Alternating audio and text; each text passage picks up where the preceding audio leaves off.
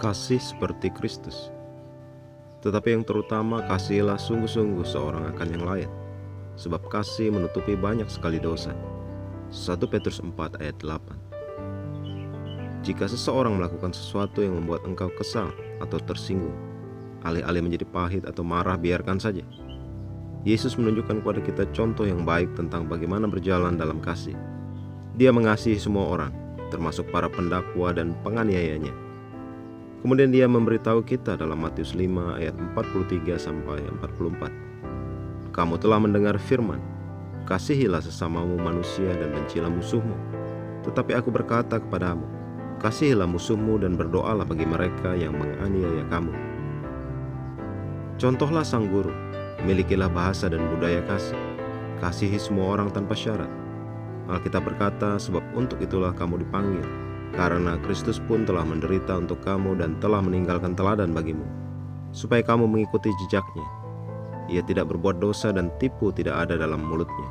Ketika ia dicaci maki, ia tidak membalas dengan mencaci maki.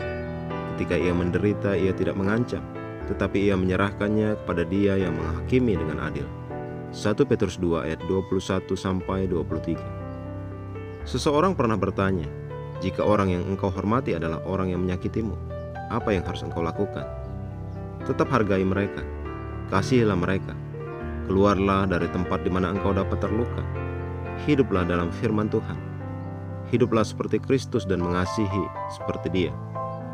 Sebab itu jadilah penurut-penurut Allah, seperti anak-anak yang kekasih, dan hiduplah di dalam kasih. Sebagaimana Kristus Yesus juga telah mengasihi kamu dan telah menyerahkan dirinya untuk kita sebagai persembahan dan korban yang harum bagi Allah. Efesus 5 ayat 1-2. 1 Korintus 13 ayat 4-8 berkata, kasih itu bertahan lama dan sabar dan murah hati. Kasih tidak pernah iri hati atau bergolak dengan kecemburuan, tidak sombong atau memegahkan diri, tidak menunjukkan dirinya dengan angkuh. Ia tidak congkak, tidak arogan atau penuh kesombongan. Ia tidak kasar atau tidak sopan, dan tidak bertindak tidak pantas.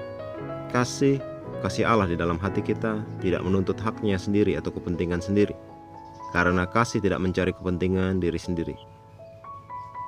Ia tidak pemarah atau tidak mudah tersinggung atau tidak mudah sakit hati. Ia tidak memperhitungkan kejahatan yang dilakukan padanya.